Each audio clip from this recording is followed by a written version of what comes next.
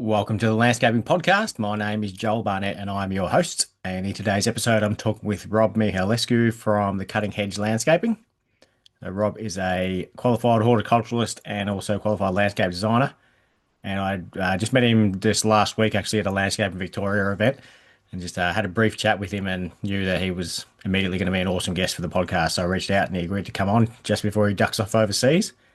And he's got a pretty cool story about how he started, originally being a fine dining chef and then moving into the landscaping field. And while he's been doing that for 20 odd years, he's only recently moved into a property in Mount Martha in Victoria and started a new garden. I think he's moved in 4 years ago, started the garden up 3 years ago. And it's just a phenomenal garden. A lot of the posts he does on his Instagram are about the garden, so it's well worth giving it a follow to follow along with that and see how amazing it is.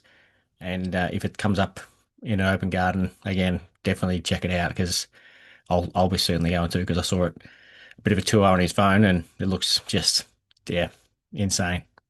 It's insane for a normal garden, let alone one that's that young.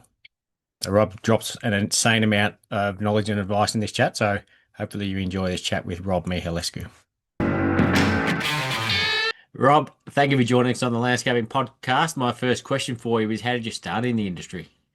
Thanks, Joel. Yeah, no, I started 25 years ago through, I guess, necessity. When our first daughter, Matilda, was born, couldn't get any time off work, and I found myself that I was a slave all hours of the day and evening and never at home. So being a chef meant that I had to be able to ascertain really good quality ingredients, that they'd been grown correctly. So I don't necessarily go for the reddest tomato. I go for the one that I can smell, sort of a symbiotic, earthy sort of tone, so to speak, that I can spell that, basil's been around and all the other components that make the tomato great. So I always became very interested in growing.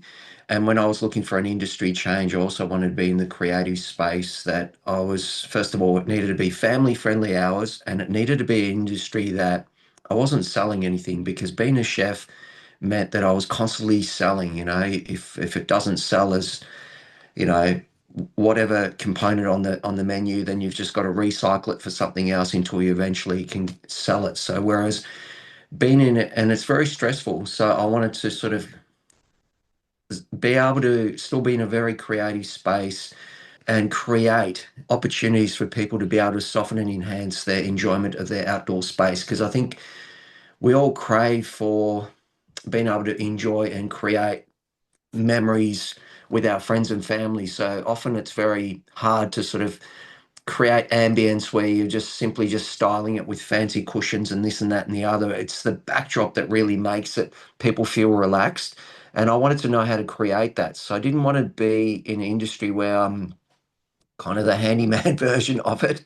I wanted to be in an industry where it meant that I needed to be trained in order to know what I am actually able to produce with the space, with different materials and plants. So it meant that it was a hard decision when our daughter Matilda was born to be sort of in the prime of earnings as a fine dining chef to be able to sacrifice that and go, oh, I'm actually going to become a landscape designer and a horticulturalist and somehow work nights in order to be able to fund the mortgage.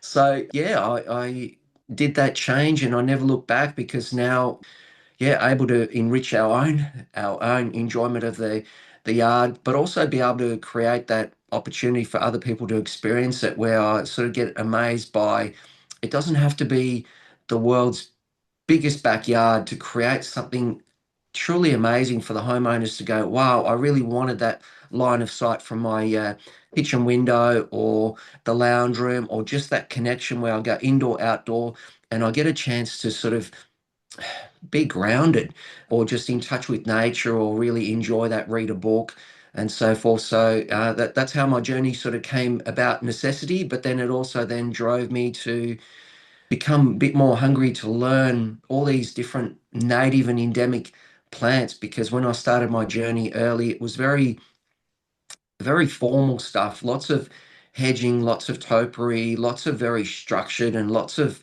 things that require, I guess, lots of maintenance. So therefore, my business was able to grow because I'm putting in those things that then later on I can maintain. But it wasn't a really sustainable sort of or yeah, sustainable sort of a thing to do because you plant something in and then you realize that like the inconvenience of I guess the running costs of it, but also the inconvenience of coming in down there and having to start the hedge trimmer up at 7:30, 8 o'clock or whatever, and get this thing toperied within an inch of its life every 2 weeks or every 2 months or whatever. And it just meant that it sort of was less natural. And I sort of gravitated towards, I guess, more natural, free-flowing, mounding things. And it sort of evolved there that the last sort of 10, 15 years with the shift of whether you say it's global warming or whatever it is, La Nina, El Nina, there is something different happening. Spring is no longer coming the first week in September. It's sort of coming middle of October, sometimes even later. Whereas at the moment, I'm noticing like there's certain pockets that Manchurian pears are coming out already with bud and already their first sort of cotton laden leaves. And then, 3 streets back, there's absolutely nothing happening. So it's quite bizarre, how I guess whether you're in a valley or on a ridge, or just if you've got lots of concrete around you, how that sort of generated heat can really change or manipulate how things grow and perform. So always just sort of as much as you like to think a lot, there's still a lot of things that you sort of go, oh, okay, that's interesting that bougainvillea is doing that one. And you just always keep it in the back of your mind that, yes, I actually have seen something happen at that and that period, and it has worked there and there. So you always take into account the usable space, but also the microclimate as far as fixed things or things that grow over time, because a garden is always ever evolving. And that's what I love about it, because it allows for you to have, I guess, two bites or multiple bites of the same spot to be able to go, okay, now's the perfect time that the hydrangea is going to be able to perform its best. So yeah, it's always you're always sort of tweaking, and as a sort of a garden enthusiast, so to speak, you always go, oh, they've come up with a better plant, or something different, or I can actually use that plant now because it will be in proportion to the space. So yeah, you always find yourself that you're always enriching the space, and as things start to sort of creep over edges and so forth, and as the vines start wrapping around the posts, just different emotions are created, and that's what I love.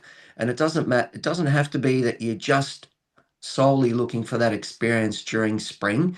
It should be all year round. So yeah, I just love somewhere where maintenance becomes something that doesn't become essential. However, it becomes sort of that you do need to do it. There's no such thing as set and forget, but it's at a minimal amount of time consumed or invested in it. And that's where then it's sort of like the microclimate dictates everything. So, you always look at and listen to what the client would like to experience, and then you sort of try and offer them, I guess, other alternatives that will be better for them in the long run.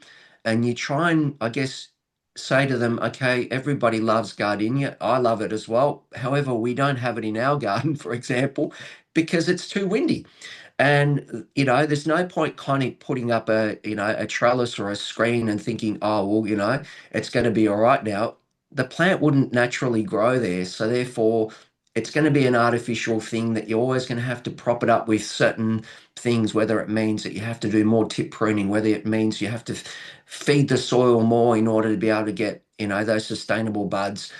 Yeah, it's sort of becomes where you're really looking to make sure that the plant that you're recommending really works, and not just for this year, but for the long run. And that's where then it become sort of essential early on to be able to learn as quickly as I could how does soil work, because the foundation of future growth is really all in the soil. So the bottom or the top 10, 20, 30, 40 centimeters is the really critical zone for everything, irrespective whether you're going to plant native, endemic, exotic plants, whatever.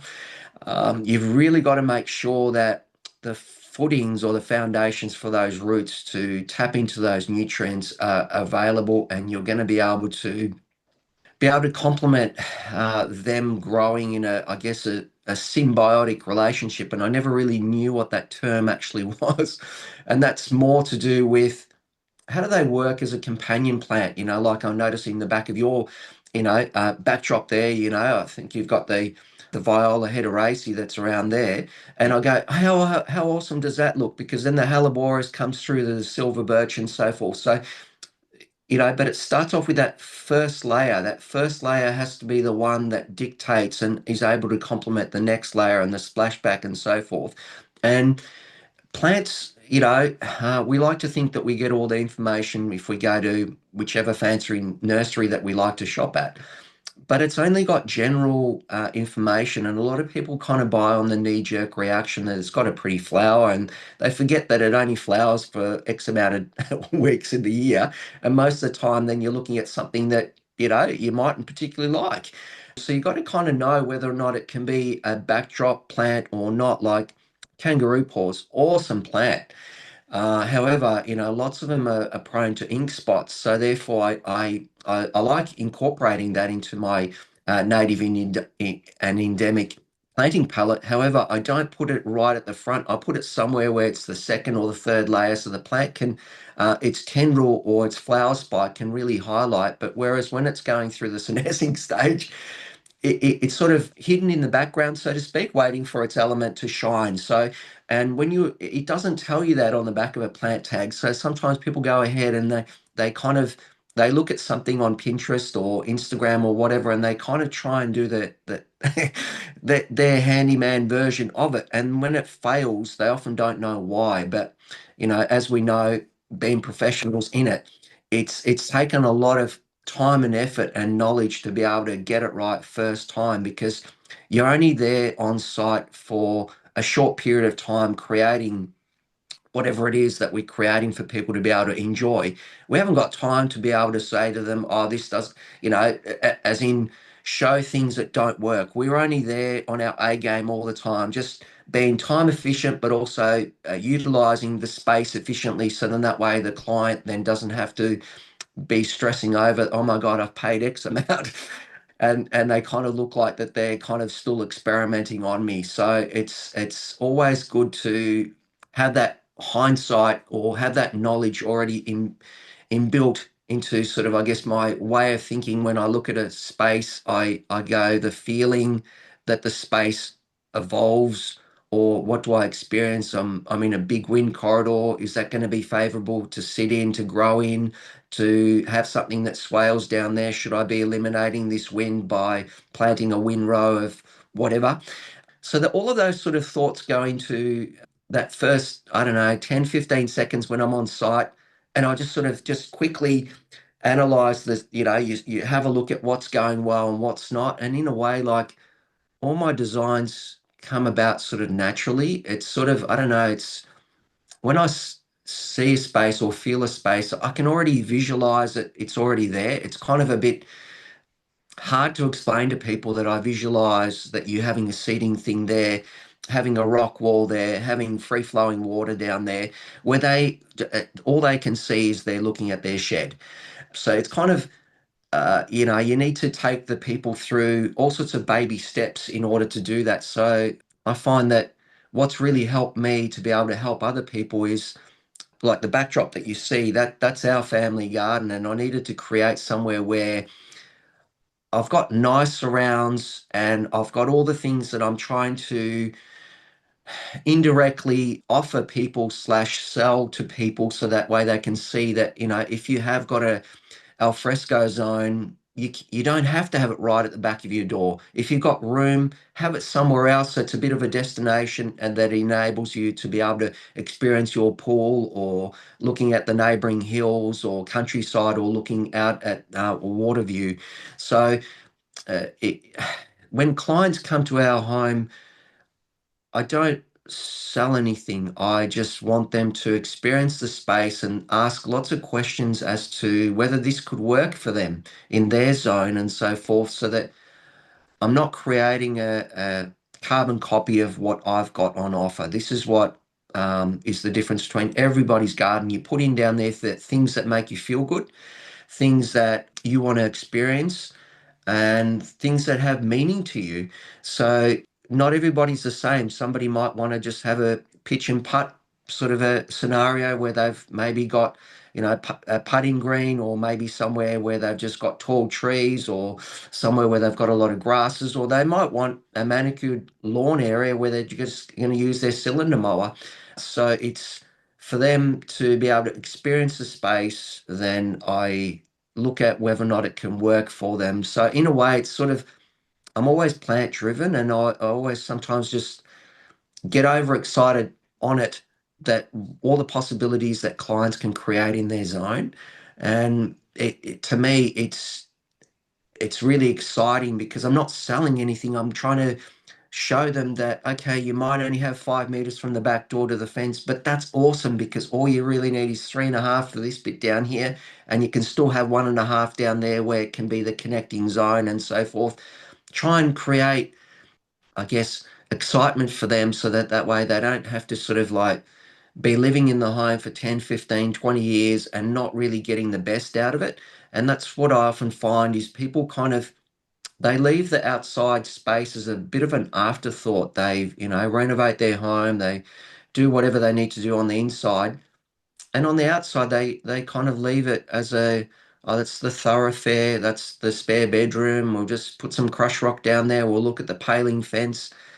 And yeah, I just look at it sometimes as a lost opportunity to create something there that could have been a little bit more peaceful when you do get into that zone of whatever the home is. It's supposed to be somewhere where you get a glimpse of nature rather than a glimpse of chores of having weeding to do and so forth. So yeah.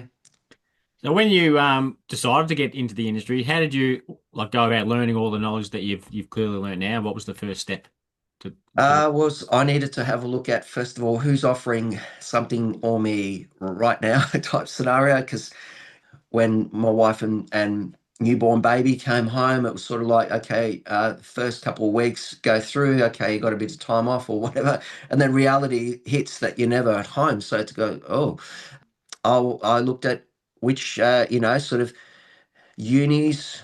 Do I need to go uni route? Do I need to go TAFE route? Who's doing what? Homesblend was the one that in Glen Waverley that they had happened to have, a course starting shortly. So it meant that, okay, I could go and enroll in that. And but I wanted to make sure that when I enroll in something, I'm actually hands-on doing it. So it was really hard to do, where I was literally, going back, have school assignments. I'm 25 years old.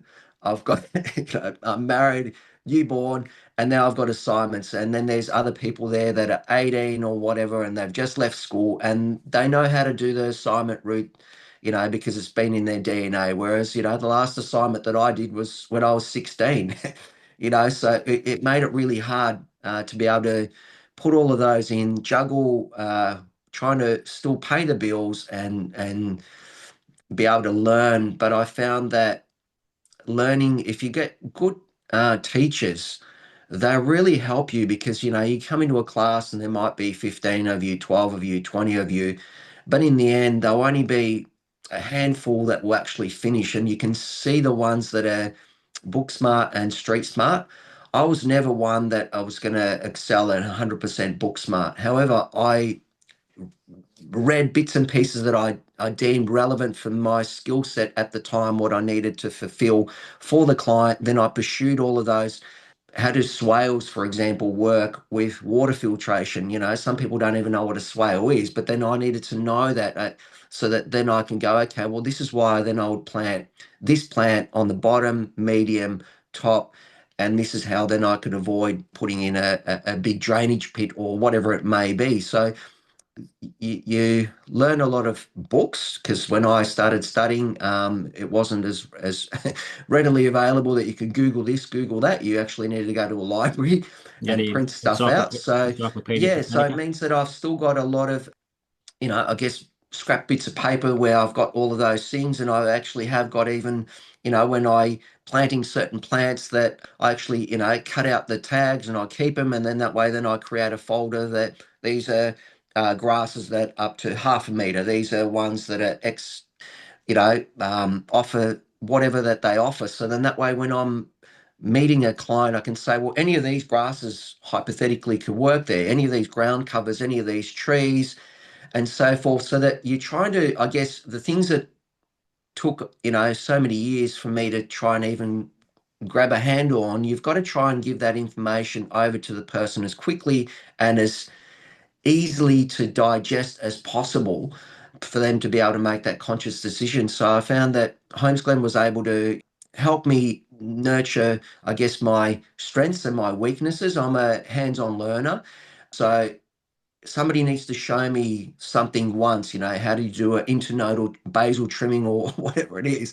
And I might know the technical term, but I'll know that you need to do this on the second bud of this tree and that tree because this is old new wood and this is where you're going to get your fruit from your fruit spores and all of this. There might be somebody else that knows that this is what a fruit spore should look like. However, they don't know what to do with it.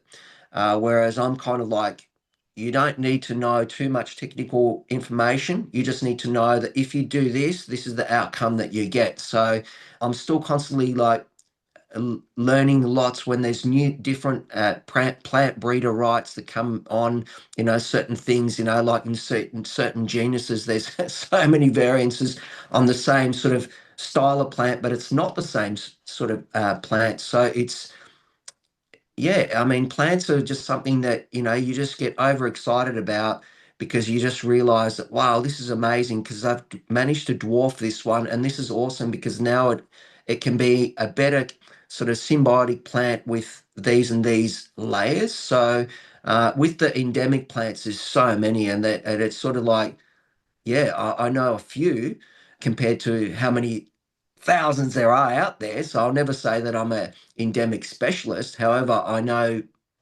more than person that is simply just trying to Google it. So I find that you do need to read a lot of things. You scroll through certain pictures and whatever, and you see certain plants, and then you can go ahead and Google them and find out a little bit more information about it. That if you could chew up every single weekend just researching one plant, and that doesn't mean that you know how to get the best out of it. And the best is, like when you do go for a walk and you do see things that are surviving in a challenging or neglectful state, but it doesn't look out of place and it looks still really like a nice plant. And if it was better, I guess, if it had a better backdrop, better front drop, better accompanying plants, the plant then could become a stunning plant. And that's where then, like sometimes that little stroll somewhere off the beaten track, you really do get to see like, salt bushes or flat bushes, for a lot of people, they look the same, but they're not. One's got bigger leaf, one's got smaller leaf, one's got this, one's got that. It doesn't mean that one's better. It just means one's better suited. And that's where then I find that, that is my strength to know which plant will best be suited for whatever microclimate. So when, like speaking with people, I always say, look, I'm a horticulturist first, and then I'm a landscape designer second, because I always think like the plant. And it's sort of, might sound a bit goofy, but when I plant, I sort of think, okay, I am that plant, and this is my final resting place where I need to grow. What is it that I actually need to be able to flourish? So, do I need more brothers and sisters? Do I need more space? Do I need more mounds? Do I need less this? And that's where then it becomes where the landscape becomes more organic. I don't push for design. And out of say 10 projects in a year, I'll get one client that invests in a pay drawing, and the other ones will be where it's a organic landscape design, meaning that I'll say, let's have 10 star pickets or 20 or however many, and I'll say, okay, this one here is going to be the tree. I'll mark all those pink and I'll put them in the landscape wherever. And then I'll say, this is the area where you're going to have your alfresco table. And I'll kind of do it to scale and I'll peg it out and I'll go, that string that you see down there, that's your sitting zone. Come and stand down here. Imagine that over there is your plunge pool. This. It works better. People resonate with that a lot better rather than, oh, can you do a design? you always, of course, you don't want to be turning away work, and you always just sort of go like, how you planning to use your design? Is it something that you can then give to other people to execute, or is it something that you're planning to do yourself, and so forth? And I always just say to them, buying a design is like buying a cookbook or a recipe book.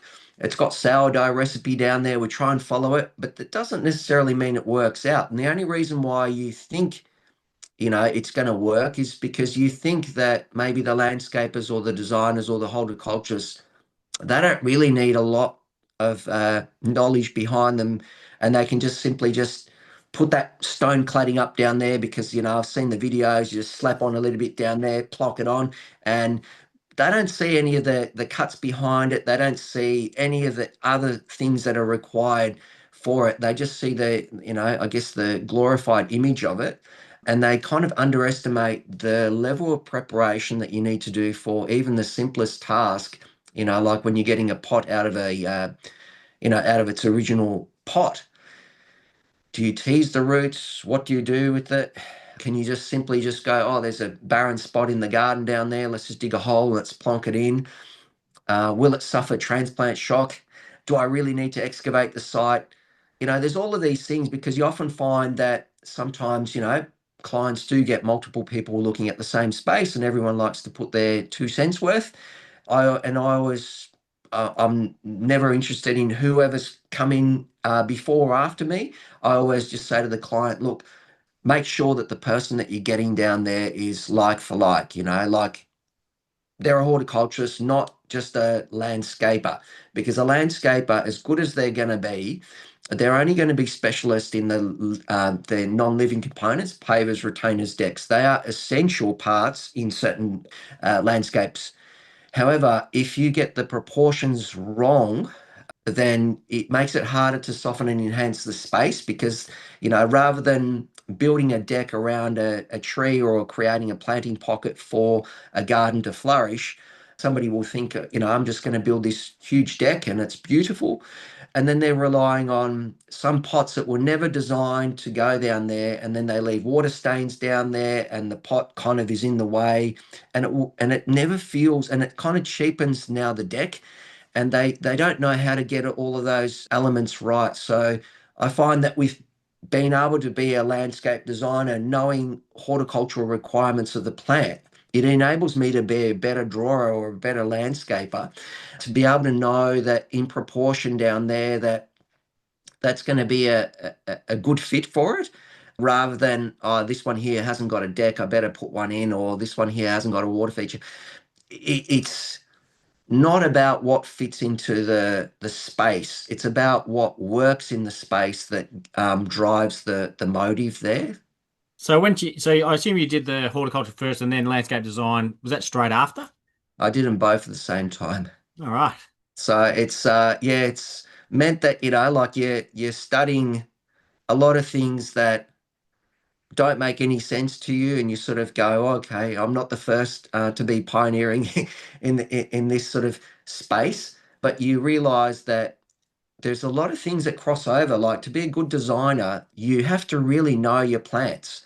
First of all, because apart from knowing your materials, what they're there, and the set dimensions and so forth, and the build process of them, as far as like engineering, you don't have to know too much, but you need to know, I guess, minimum requirements. And if there's other things that the client then needs, then yeah, you need engineers' drawings for various things that need to be up to a certain code. However, when you're putting in the plant layers, you need to understand how all the roots can work, not in a competitive way, work in that symbiotic relationship. And a lot of people don't know what it means because they just sort of figure, well, I'll put that one down there, I'll put that azalea near the rhododendron, and it's near this, and this one here is not growing, and this one here. They don't know why that is, but it's all, pH, enzymes, nutrient requirement, whether or not one's a gross feeder, one's not. So it makes it really hard for them to be able to get it right, but they know if something doesn't look right, that the lemon's a bit off, it's gone a bit yellow, but there's 100 pieces of fruit on it. I go, "Well, it's because it's hungry."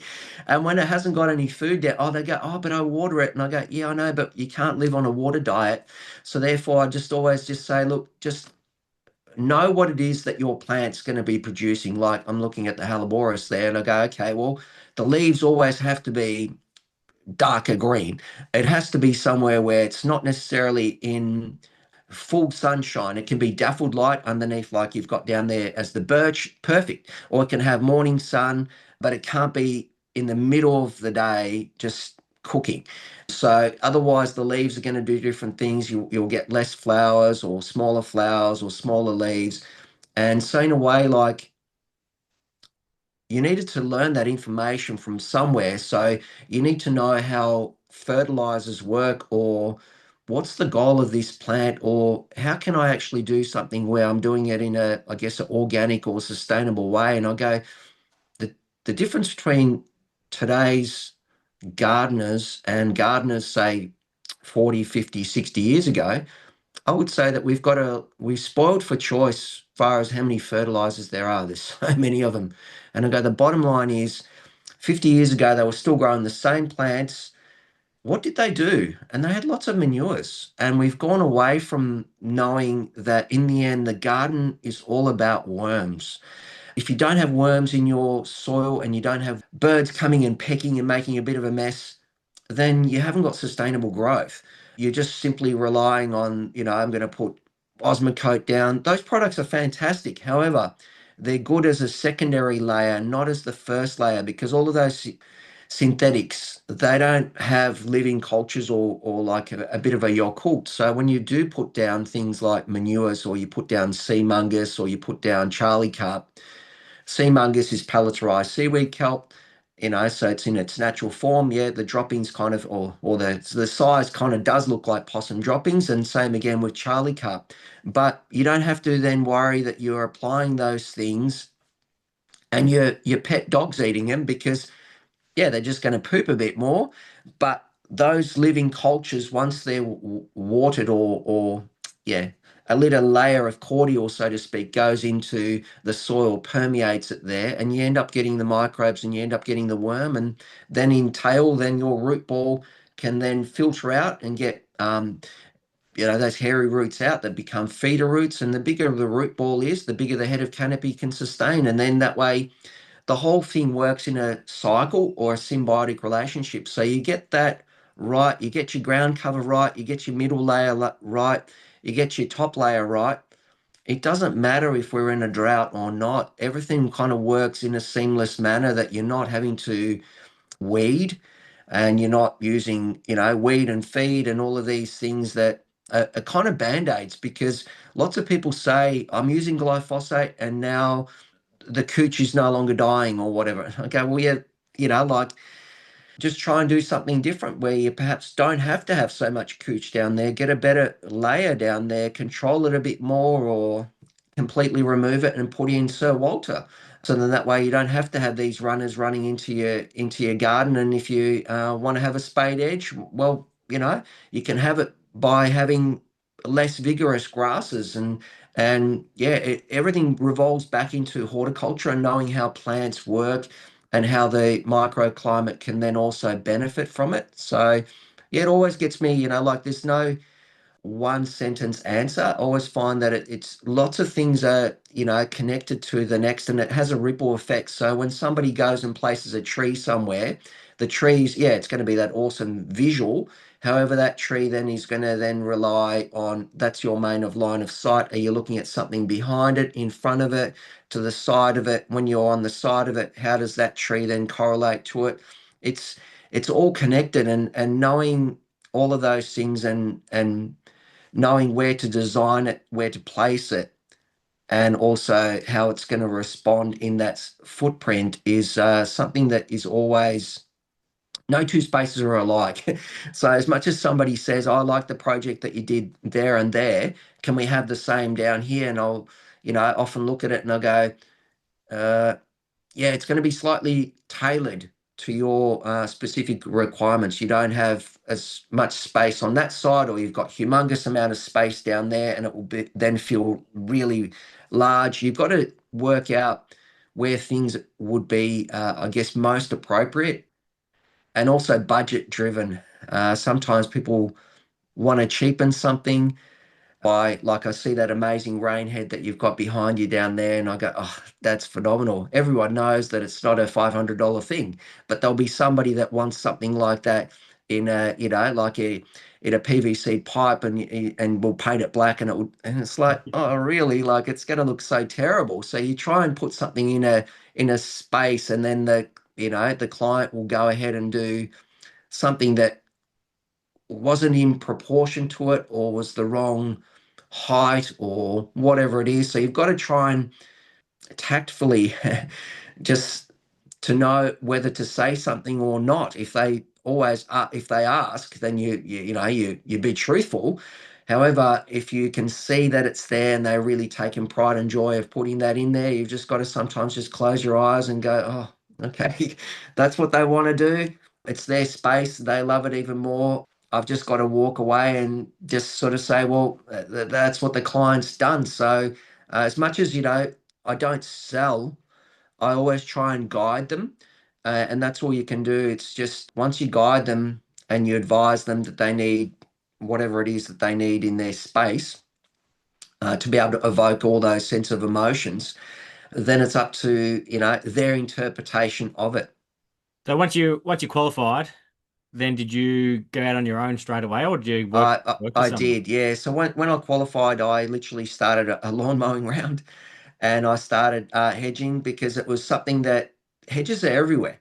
And it's not necessarily that you just look at the manicured ones. You just go, somebody's planted a Wistringia, the coastal rosemary, and now it's interfering with the driveway, or, they can't get past the pedestrian gate, or whatever it is. So the client at first might just repeatedly trim something, just cut off a big branch, but sooner or later it will then respawn, and then you're then periodically then having to reshave or retrim it. So you know that the work is always going to be there. So I wanted to also then learn about what are the high maintenance plants, what are their pest and disease like.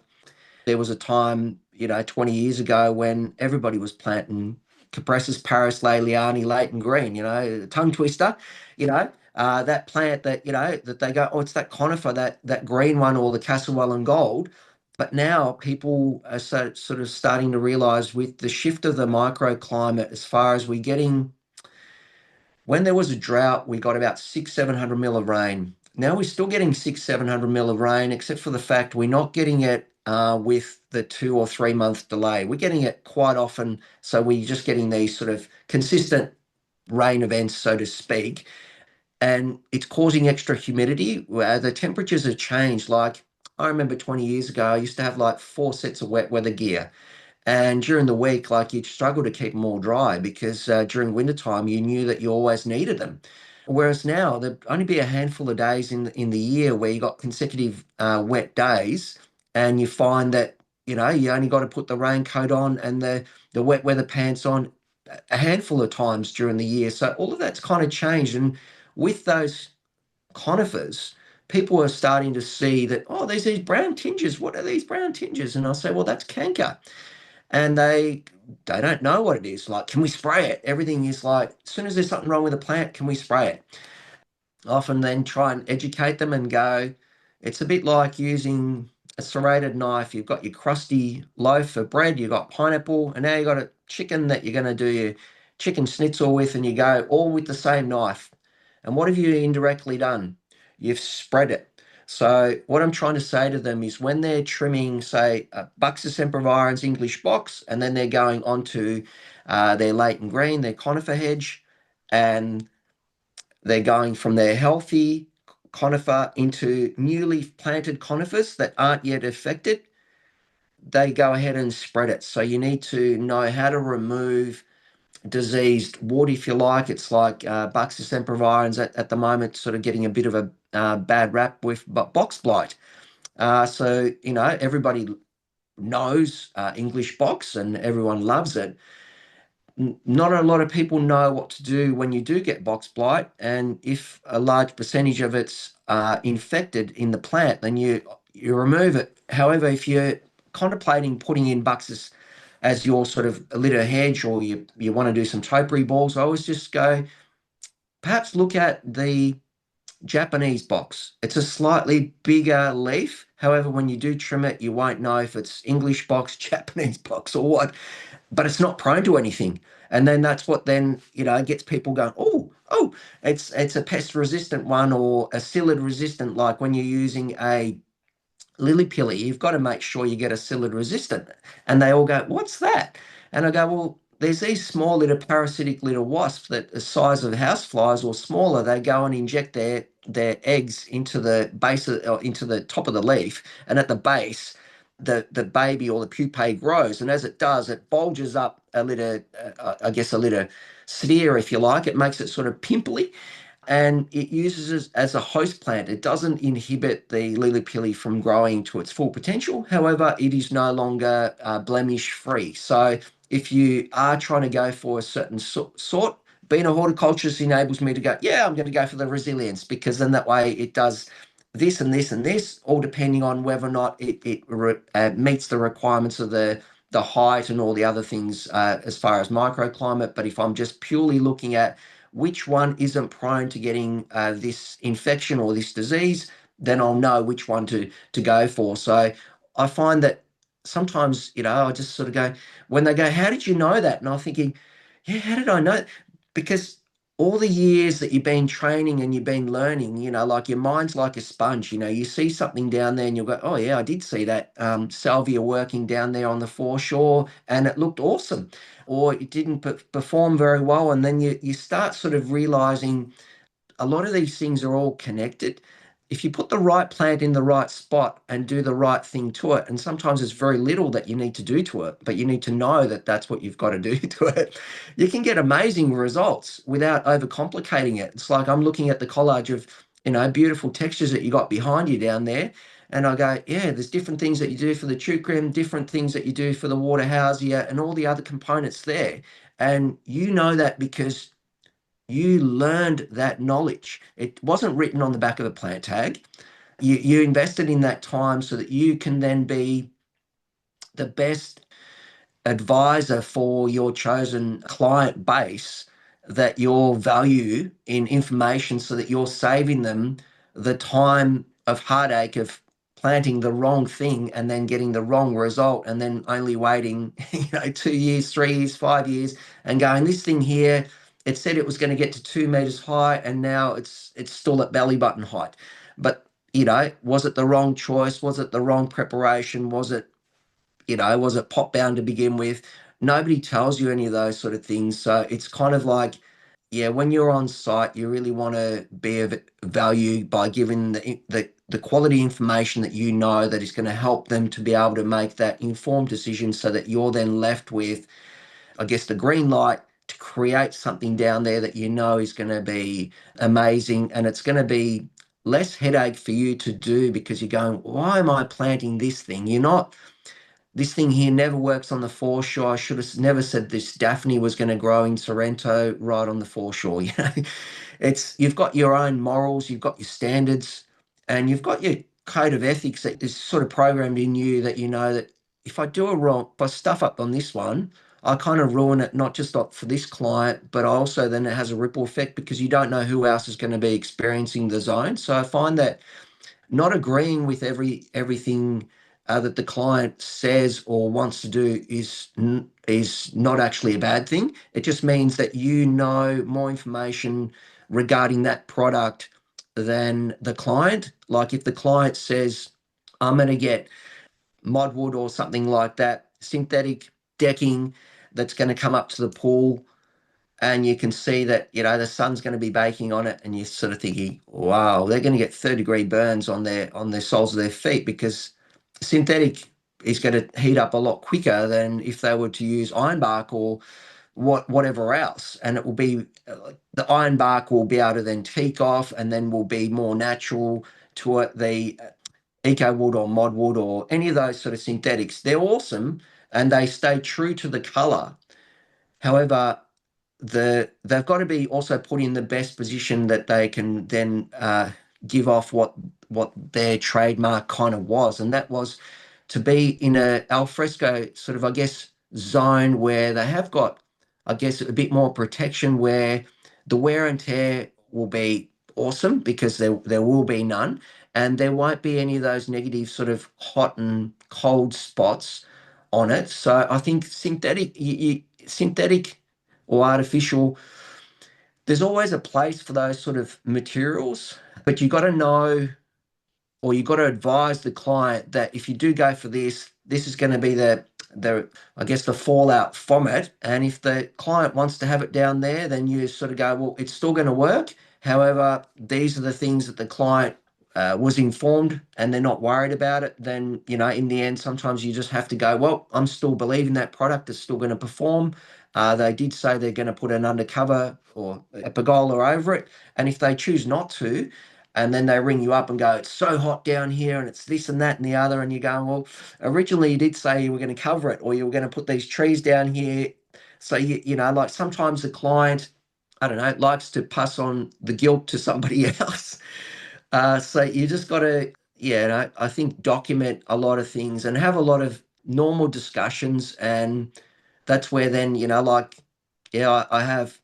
Last year, I had probably like 70 prospective clients come through and view our garden. And for some of them, it was just that they decided not to undergo a huge transformation, and they only required certain tweaks. But I needed to show them the full ambience of the ground, so to speak, so that way they can understand what relevance this is going to play in their pool zone or around their alfresco and so forth, because it's all plants are beautiful, and this is where, unless you're a horticulturist, you sort of, fingers crossed that the plant tag is correct, because it doesn't specify anything too much about how well they can grow together or the microclimate. It will just say coastal plant. They'll have a few images, a bit of sun, bit of this, but it doesn't tell you anything about what you need as the soil base and all the other components. Like, you get a grass tree, they're awesome, and then somebody will go ahead and they'll go, oh, we've had this compost pile, or they buy a truckload of compost and they'll put it in down there,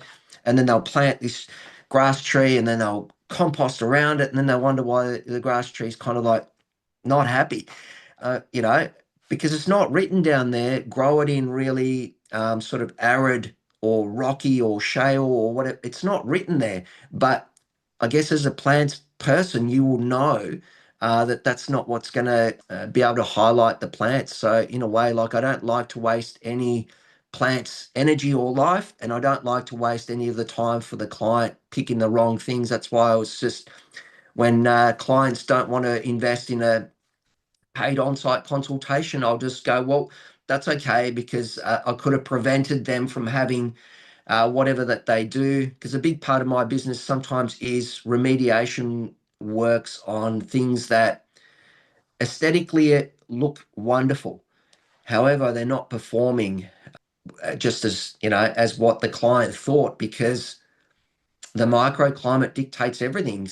And the landscaper, has done the very best they can. And like, if it was in a controlled environment, you had a big igloo over it, it'll be amazing.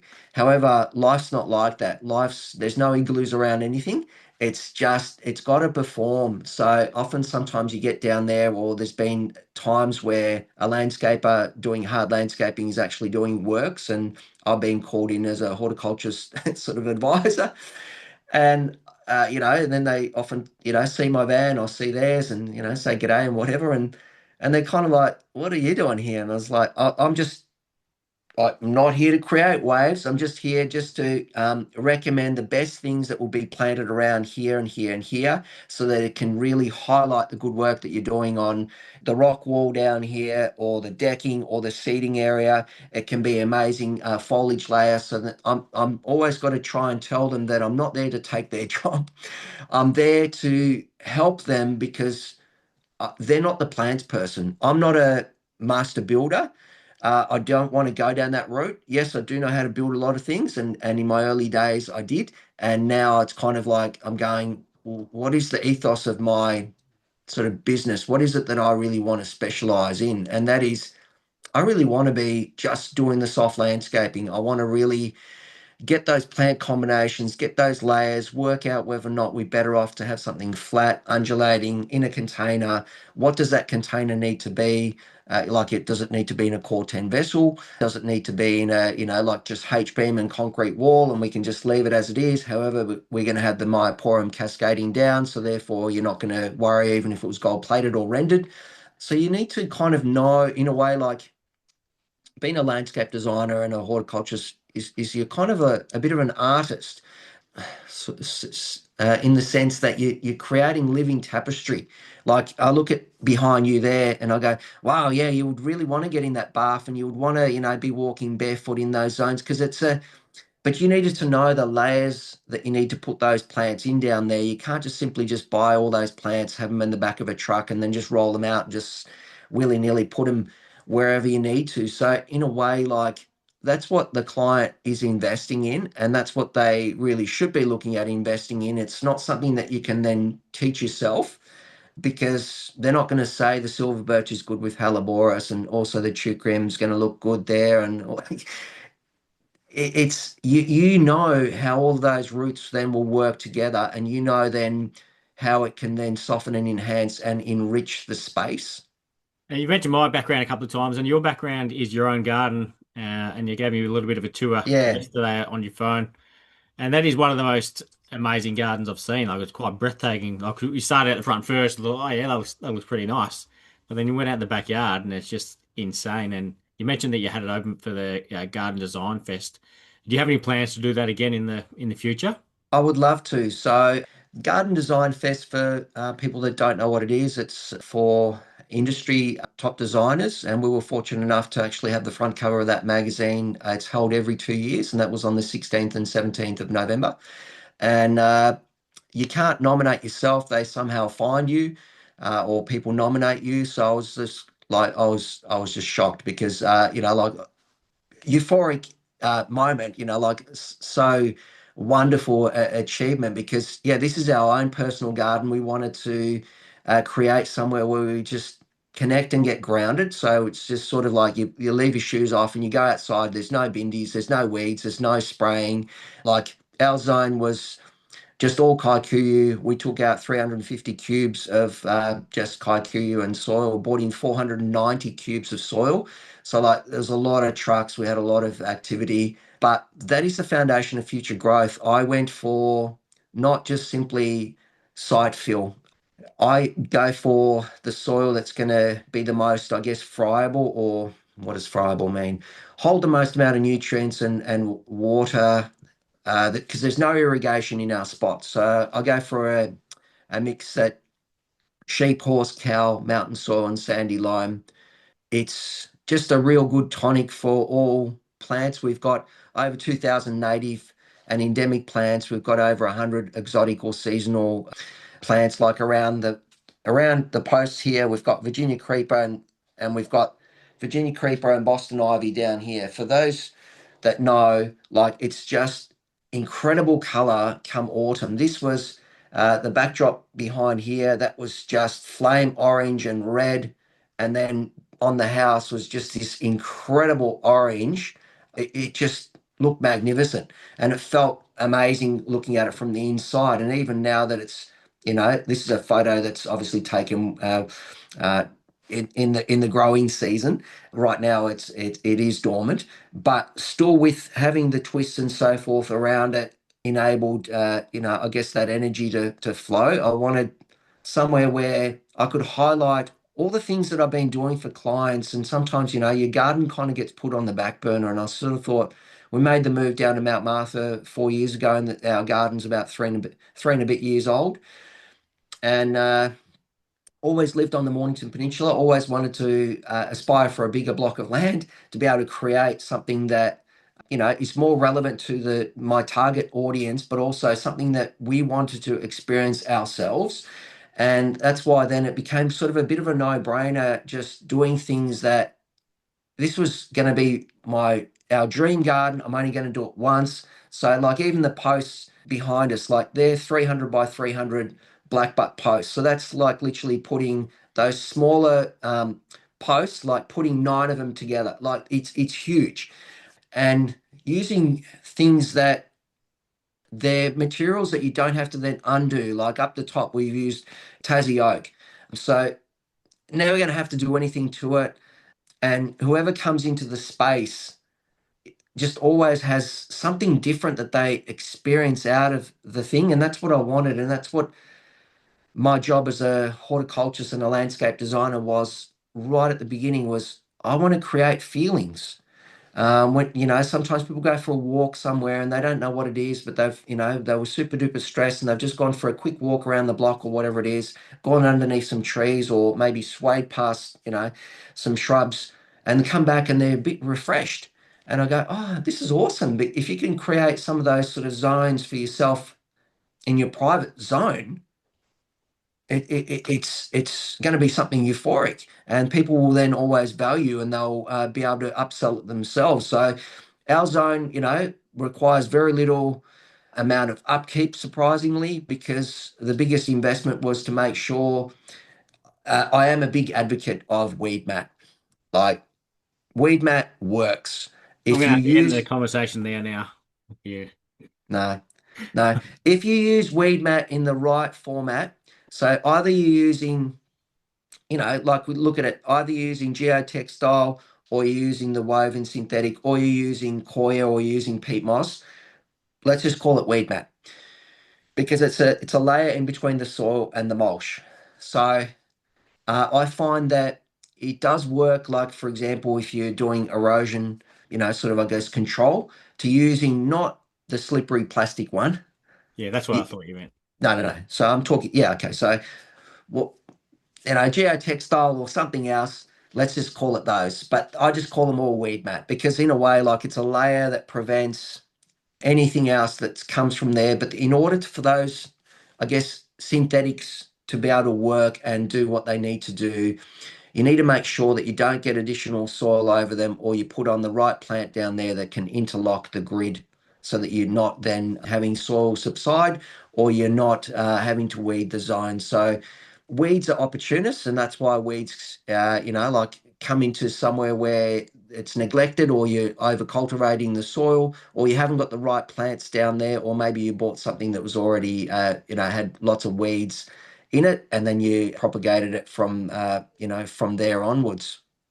And one of there were two things that really I loved in your garden, and one of them is the fact, like you mentioned, it was really windy, and you've got the eucalyptus baby blues, and you position them sort of where the winds come and blows through it, so then you get the scent of that coming through.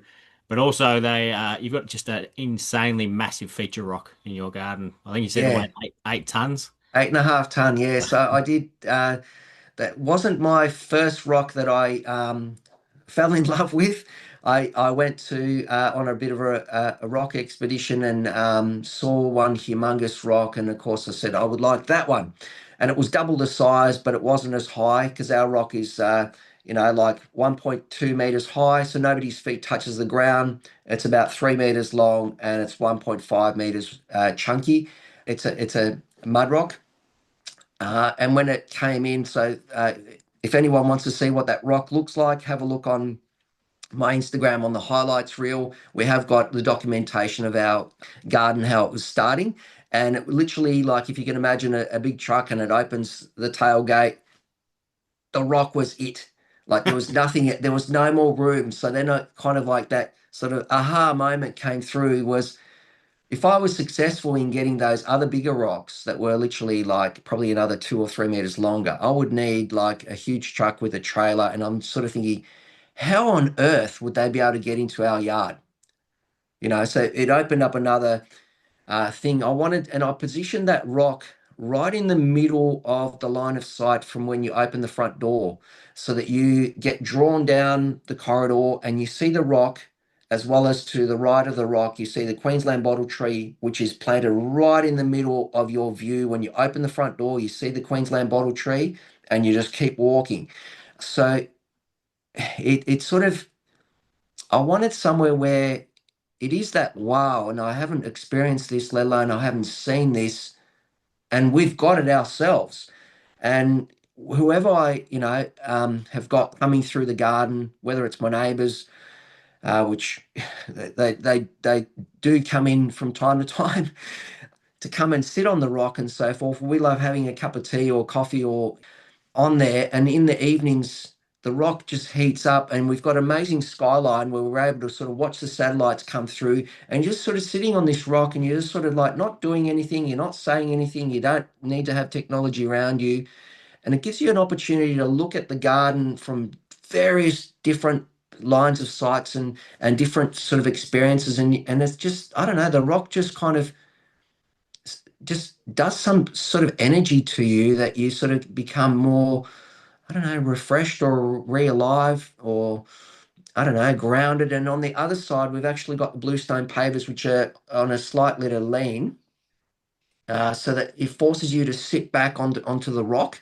And I've strategically done that. When I had the first couple of clients, they sort of thought, oh, maybe these pavers haven't set right because they were sort of leaning towards the rock. And I go, no, that's exactly what I wanted it to do, so that it gives you an opportunity to sort of sit, relax, get grounded, and then be able to really be in the zone. Because I find that a lot of people, they walk very quickly from A to B, and they miss out sometimes on all the good things that were there, and you've spent a lot of time and effort getting them into those zones, and they just sort of brush past it really quickly. And I wanted somewhere where you utilizing the wind corridor, like for example, where we have got those baby blues. Yeah, we were in a wind corridor there. I wanted to have something when you're coming around the corner of the home, or you're looking at it from the living room and so forth, you can see that it's windy and all the rest, and you sort of you want to get out there and you want to explore. I have mounded the soil there, about what 1.1 meters high. It has sort of dropped about probably about 500, so it's still about 600 high, so it's a bit more than knee high, and it's planted on a verge, so to speak, on a swale. There's no irrigation around, so when we get the water course coming through, it does what it needs to do. But you're right in the sense that when those branches then rub up against each other, they're releasing that eucalyptus down there, getting the best out of an incredible plant there. And the plant there is loving the space. It's a really beautiful tree. So if you're contemplating putting in a small gum, most people, as soon as you mention gum, they kind of visualize this 20-meter beast, but it is only a 3.5 by 3.5 meter plant. However, it is not an upright, beautiful. It's a bit like the Silver Princess is a bit like, and this plant is exactly the same. It's a bit of a fairy tree, but it is a stunning tree. If you get the opportunity to rub your hands through the foliage, it's like having those little potato discs that you get at the market. It's just a wonderful one. It holds really well in your vase. The trunk, when it starts off with a smaller tree, the trunk does have this incredible blue-green tinge. It's just a magnificent tree. The birds love it. And yeah, it's just a fragrant bomb in the garden. It's awesome. Yeah, I think if, like you said, you've had 70 people through your garden, like potential clients, and I think anyone who would go there is going to know that, like, see, it's obvious you know what you're talking about. So I think it's a great idea doing what you've done. Thank you. Yeah. Because I find that, that's the biggest headache that I had, like at the beginning when I started, was I'm only showing photos, photos, photos, photos. And then they're going, where can we see this? And I go, oh, it's a private garden. It's a private garden. Everything's all private, of course, because that's the nature of our work. And there's very few clients that after one or two visits of potential clients, they'll allow for you to continue using the space. Yeah. So it was sort of like, yeah, I don't really want to set up somewhere where I've just set up a show garden somewhere and then I've got to have somebody man it. I want to actually have it where we are enjoying that space ourselves. And so, in a way, it meant that, yeah, budget aside and just create, because you only get one opportunity for it. So, as you know, like if you don't use the right proportions of certain things, like for example, our skillion roof, if I had to use the 90 by 90 posts, it still would have been a fantastic skillion roof. However, it wouldn't have been able to sort of, I guess, have all that emotion and ground you a lot quicker. And then you're able to sort of realize that why is there 300 by 300 posts there? And then on the avenue, which is over there, they're 200 by 200. So they are smaller. And for a reason, because I want, when you're actually sitting in the al fresco, I want you to be able to see that that solid mass in a way kind of looks like it's holding up the roof or the house or whatever it is. And if those from a distance look like they were, pardon the pun, almost like toothpicks, then it kind of wouldn't give that energy and so forth. It's the same as using, I love using bluestone, like because and sandstone as well. But bluestone happens to be one that sort of, I don't know, it just sort of came about. I go, versatilities of this in my style of what I'm doing enables for the dichondra or the pratia to be able to really encapsulate the zone. I love using the chunky, bluestone or the granite, the 140s or the 170s, and using oversized things so that people can then realize that you don't just need Merbu steps if you want to have, a step and a landing. You can actually use pieces of rock or stone down there, and it can be amazing. And it doesn't have to cost you an arm and a leg, but it's just one of those sort of, I guess, talking points. But it's also, you're not doing your garden for a talking point. You're doing your garden because it meant something to you. So like the image behind you, somebody is obviously loves nature and wants to be down there, doesn't want to be bringing out the lawnmower, and wants somewhere where they just feel euphoric and go, my God, this is like Peninsula Hot Springs moment, and you've got it in your own backyard. So I think that, we're in the best industry of them all, and that is the creative space. We just need more people to, I guess, find us or be in tune with what their space can offer. So it's just kind of a waiting game. You don't know where your next opportunity to sort of create comes from, but you always just, that that moment is always going to be something that's going to be unique. Even if you are doing a sort of, I guess, almost repetition sort of style of things, every creation is slightly unique. And that's what I love about it is you go, wow, it always, as much as you visualize it and you're going through the process, and each layer as it's evolving just adds more and more depth to the thing. And then when it's finally finished and you go, wow, this zone here looks awesome right now. And it's going to be epic in the next 2, 3 years when fuel's out. And then when you do get that opportunity or the client does send you those photos, you just go, yeah, that's incredible. That being able to create it from, sometimes you look at spaces and before and afters and you go, my God, that was a lot of work, or that was hard work going up that hill, or whatever it is. But it's all worth it, because in the end, it's like you've contributed to that. And in a way, like being creators of that thing, we are indirectly changing lives. And that's what, I didn't really realize that until people actually said that to me, some clients going, you've actually changed our lifestyle. And I go, what do you mean? And they go, we're actually, love being out in our yard. We love entertaining, or it's just so awesome when we rock up to the front gate because we go, this is home sweet home, and it makes us feel good. Or we now entertain. We've had birthday parties here, and people, bring their photos. Kids love running around, or we love our pool zone, or we love just getting grounded on this, hardwood seat. And so I just go like, people pay a lot of money for therapy, and you can create that therapy zone for them to be able to enjoy and, really get grounded and re-energized. And I think that's awesome. And that's what I love about my job is, yeah, I get paid to do what I really love. And that's epic. Sure is.